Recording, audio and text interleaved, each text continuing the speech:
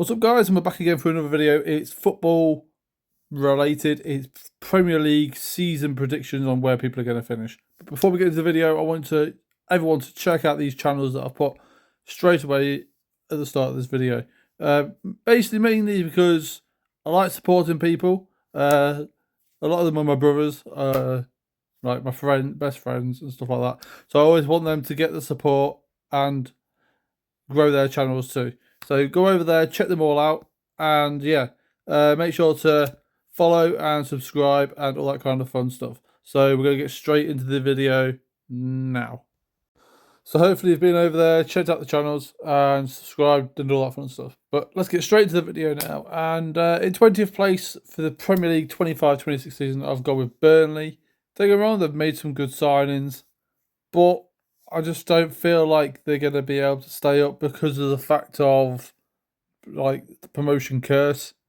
Like, I could become, obviously, these are all my based opinions, but as I say, there's sizable players in Kyle Walker and Edwards and Twanzebe, but we don't know. And 19th place, we have gone with Leeds United because, yet again, it's the whole promotion side of things. But, yet again, they've signed some good players, but there's a lot of players there that I don't really recognise. Obviously, I know Sean Longstaff. I recognise the name Lucas Perry and that Bijol or whatever his name is. Obviously, Goodmanson's probably a player that everyone's probably heard of too. But it's one of those. They've got a great manager. Don't get me wrong. The manager's incredible. Like he's done great things with Leeds last season, and I just feel like it's going to be that moment of where they can't thingy. They haven't got much experience Premier League wise apart from Longstaff, so I'm not sure about that one at all. But in 18th place, we have gone for Wolves, mainly because they've sold Cunha. Right, he was their main player last season. They haven't really brought anyone in, and don't get me wrong, without Cunha, I can't see them really doing too much. So that's that form. I feel like they're going to get relegated. I don't want to see them relegated because I do think they're a very good side on their day as well. Especially in that, I remember the Portuguese period where they had all them Portuguese players and stuff like that, and it just brought back like the incredible times of wanted to watch any team. But they've signed Strun Larson, who was there last season, but I don't recall him doing that well, unless it's a completely different player. But I don't believe he did that well last season, and I'm not 100% sure. I believe this is going to happen. So in 17th place, we have gone for Sunderland, mainly because they've signed some incredible players in this transfer window. Obviously, they've got some players that have got proper Premier League experience. So you've got like Granit Xhaka being one of them. He was captain for Arsenal for a fair bit of time. He's got the experience of Champions League football. He's won the league in Bundesliga. Ronaldo, brilliant left back for Atletico Madrid for quite a few years. Obviously, Adingra for Brighton, he's moved there. Like, they've signed some very, very good players. One player I'm surprised he didn't go there was Jordan Henderson, obviously with being a free agent and then Sunderland and the connections and stuff. But overall, they've signed some great players. So that, for me, grants them the position to stay up, but only just probably by minimal amount of points. But yeah, so in 16th place, we have decided to go for Crystal Palace. But I'm literally, this is a difficult one because Crystal Palace have got a great team, but obviously they're not getting relegated, so that's fine. But they wouldn't be happy with this position finishing here. They signed two players. Walter Benitez is the goalkeeper, so he's going to be a backup to Dean Henderson. But I'm recording this after they've just beat Liverpool in the Community Shield. And I was watching that game, and they looked really good. Like, attacking wise, defensively, they look really solid. So this could be already one that I've probably got wrong. But I've stuck with it. I've gone with it. And obviously, I can only think either it comes to how I predicted. But yeah, they haven't signed anyone, but they still I believe they've managed to keep majority of their players. So that's obviously a bonus in itself. So they haven't really lost anyone. So they don't have to worry about signing new players. So, yeah, so in 15th place, we've gone for Bournemouth. We've gone for Bournemouth because I generally don't know why I've gone for Bournemouth, to be honest. This probably should have probably been Brentford. But I've gone with Bournemouth mainly because, like, signing wise, they've signed a decent-ish keeper. They've sold, obviously, they had Kepa last season on loan. He played incredible. He saved them. Petrovic is a good keeper, but is he going to be good enough to keep them out of this position of the table? They've still kept, I believe, the majority of the players as well, like Cliver and all that kind of stuff. So if they can find their form again, then obviously this will be a completely different position. But if they can't find their form, I don't feel like they're going to be overly impressive this season. I think they'll be in a relegation battle for quite a bit of the season, then pick up some form. That's my honest opinion, but I'm not 100% sure, but hopefully it doesn't happen. But 14th place, we have gone for West Ham United. They've still kept some of the players. They've signed Todibo permanently. They've signed Callum Wilson, Kyle Walker-Peters. So there's some good players. Signed a new goalkeeper in Hermansen, which from Leicester City. I don't know who the Juve guy is, but if he could be good. Obviously, I think there was a lot of teams linked with him at one point, so it will probably make sense for him to come to the Premier League and join obviously the biggest league in the world. But yeah, Newcastle 14th, not Newcastle, West Ham 14th, mainly because yeah, they've kept the majority of the players. They got rid of Kudus, which is obviously going to be a big loss. They've still got Paqueta, but obviously I can't remember. He might be banned. I can't remember. I think he might be, or injured or something. They've still got Jared Bowen, which is a key thing, a key factor. And obviously they've lost Antonio. Obviously that's understandable, but I think they'll finish 14th. But in 13th place, we have decided to pick Nottingham Forest. That's because they are in Europa League. They weren't originally meant to be in Europa League. They were meant to be in the Conference League. But obviously, because of the whole Palace thing, obviously Forest got promoted to the Europa League. So I feel like they'll struggle a bit because obviously they got more games. They haven't. They used to have a bigger squad, but obviously I know some Forest fans and they're saying they can barely score a goal at the minute. Like they've got rid of players that probably were doing better for them, but they can't seem to like finish in pre-season. Obviously, I know it's only pre-season, but that's my reasoning. Europa League, they can't finish. They haven't really signed anyone. They got Ndoye, which I'm not gonna lie, very good player. He's a very, very good player. So hopefully he can do some things for him. Hopefully he can get them far in Europa League. Hopefully they can still do things in the Premier League. But we're going to go straight on to the 12th place, and it's going to be Everton. Everton, since they've been on David Moyes, have improved massively.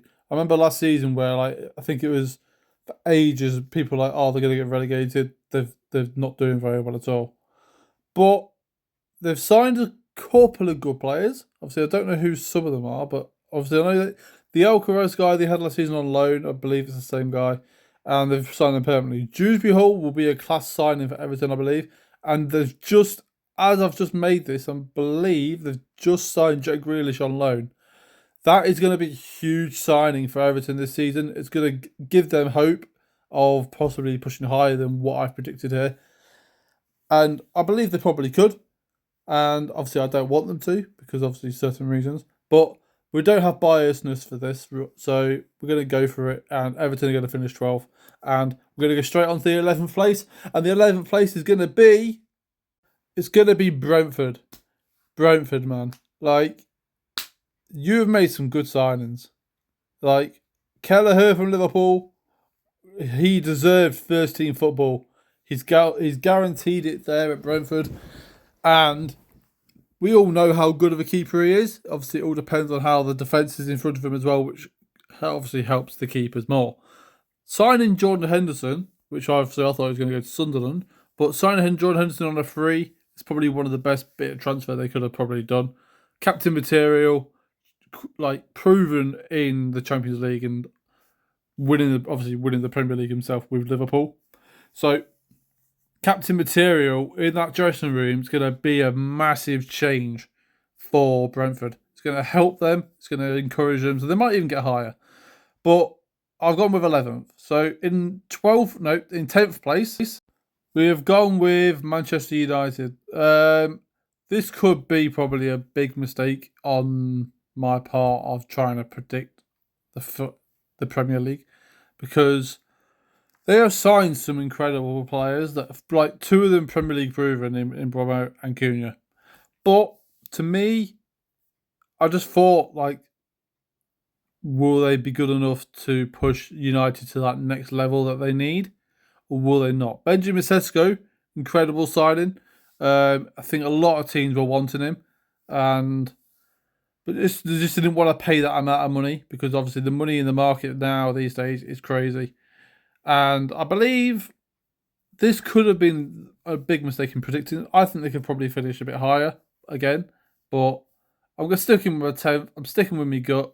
Every single one of these, I'll stick with it, and we're going to go with it. But in 9th place, we have chosen to go for...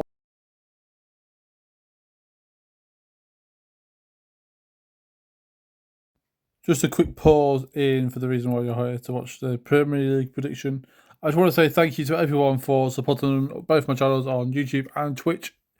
It means the absolute world to me, and it's what I want to do. I want to keep building. I want to try and make it so that I can make another channel based around actual just football content and football training and football coaching. That's the goal. That's the aim. It's where I want to go. And I just thank everyone for being here, supporting me, liking it and enjoying it. So thank you very much, and we'll get back to who's going to be 9th. Yeah, so in 9th, we have gone for Tottenham. Obviously, they signed a couple of players in Paulinho, Kudus, Matthias Tells re-signed after his loan, Danzo as well after his loan. Tottenham fans are big up Vuskovic as well, which obviously I believe is probably because he's a good upcoming youth player or something like that. But so the same with Man United. Like, they had a rough season last season. They had to try and do some sort of rebuild. Sonny's gone, which is obviously a massive loss. Madison's out for the whole season, more or less. So that's a huge loss. So it's going to be a struggle for them. They're in Champions League football, I believe, as well, because of the FA Cup win. So, yeah, it's going to be an interesting season for Tottenham, because they've lost one of their best players. And, yeah, they've signed some good ones in return, but I just feel like they're going to finish a bit lower, and then probably next season they'll probably push up a bit higher and probably Champions League football again. But into 8th place, we're going to go with Fulham, mainly because they've still got a very strong squad. They've got so many good players, but they haven't really signed anyone, and they've signed one player. Obviously, that is always not a player. Obviously, that's just me stating that they've signed one player. But it's a goalkeeper, I believe he's a goalkeeper, but they've still got Leno, unless obviously I've completely missed the fact that he's left the club or something, but I don't think he has. But Fulham have still, like I say, they've still got a very good team. They've got Raul Jimenez, they've got Anderson, they've got other players. But I just feel like Fulham's that sort of team that's cemented into the Prem now. And obviously thinking, but this could completely backfire on me, and I could literally be like, oh yeah, they're nowhere near going to be staying in. They're going to get relegated. I could be way off. But I'm going to say, they've not really signed anyone. So they obviously believe in themselves that they've got the squad to go forward and still challenge to try and get into those European spots, because that's probably their goal. That's where they want to be. That's obviously the aim. But I generally believe they're going to finish there. And obviously I really have an issue with that. Obviously, I don't know why I would. I shouldn't have an issue with anyone finishing anywhere. But yeah, like, it's just Fulham, innit? They just do what they want. They play their way, and they get 8th. So yeah, in 7th we're going to go for Brighton. Brighton is one of those teams, like, again, they're like Fulham. I feel like they're cemented into the Premier League, and they've signed some players, but like 1, 2, 3. They've signed 6 players, probably a few more that I haven't noticed because I haven't took note of like loans or something, or with all of the clubs. But they've signed Olivier Buscagli, which I believe, if I remember rightly, is a French centre back who played for PSV, and he's very good. But I just the names don't shout out to me. But they haven't really got rid of anyone. Apart, I did notice they got rid of Stupinan, which is quite a crazy transfer to get rid of them. But he obviously must have wanted out, or was a good offer that came in. But I believe they've still got a strong squad, and I believe they can still get this 7th spot and try and push other people higher up in the table. So in 6th place, we're going to go for Newcastle, mainly because they've still got a very good squad. They've still got an incredible team. They've got so many good players around the midfield, the defence, the lot. But this could obviously have a massive difference because of the whole Isaac situation. If Isaac doesn't play, this could change the whole aspect of where Newcastle finish. Because they've signed Alanga, who's an attacker. I don't know what position Antonio, whatever his name is, plays. Aaron Ramsdale's not really going to start because it's Nick Pope in goal. So the signings they've made doesn't really add to what they're going to do. But they've still got Anthony Gordon. They've still got some very good players that can cause trouble in the attack. Obviously, they got rid of Callum Wilson, so they haven't got that striker in him. But the Newcastle fans are saying they've got another good player. So I think they're going to finish there. But I wouldn't be surprised if they finish lower. In 5th, we have gone for Aston Villa. They've still got a very good team. They've got so many good players. And I believe they're just going to finish in 5th. I don't even know where they finished last season, but I can't remember. It's been that long ago. But yeah, they've signed some good players. I've looked a few of them up, and they look really good. And yeah, I believe Villa's one of those. They always excite people. They always show different things. It all depends if Ollie Watkins can turn up too. So yeah, Villa's going to finish 5th, obviously, but this could obviously easily be. It's all based on if they play well from the start, if they have troubles, injuries, and that kind of stuff. But into the whole of the top 4 now. So the top 4 is going to be mental.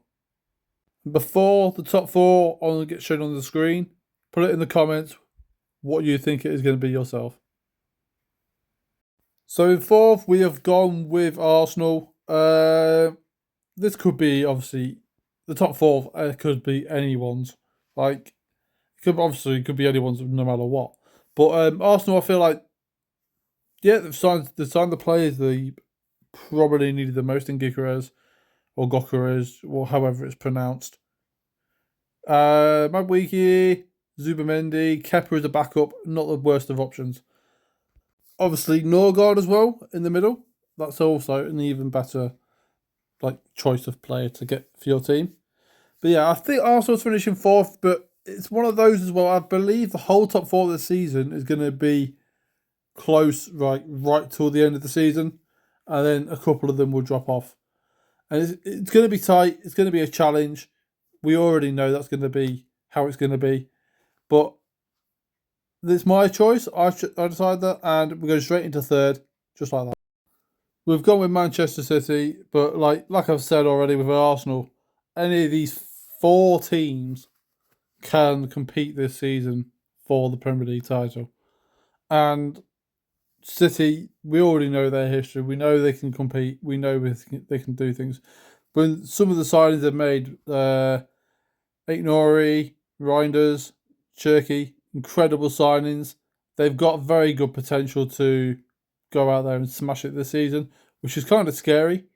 And obviously, we don't think anything worse because Man City are a great team. If Haaland's on form, doesn't get injured, then Man City are going to fly. But obviously, they could easily have the issues because they might struggle with connection with teammates during the beginning of the season or something. But in 2nd place, we have gone for, which is a shock, we've gone with Chelsea. I believe Chelsea are going to be up there more or less the whole season this year.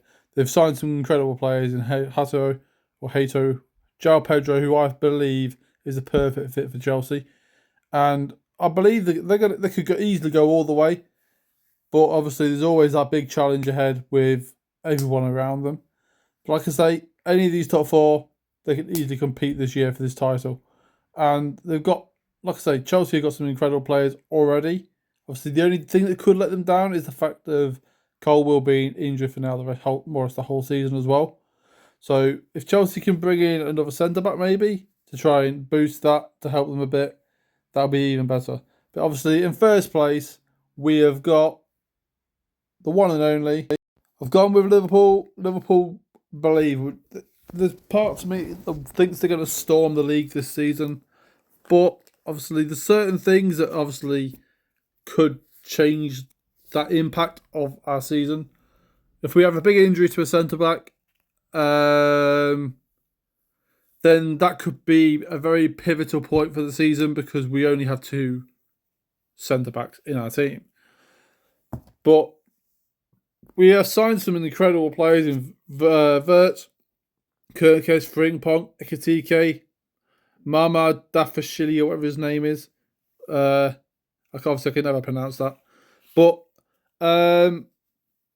yeah, we've signed great players. Vert's been our marquee signing. I believe he's going to be the most vital player for our season this year.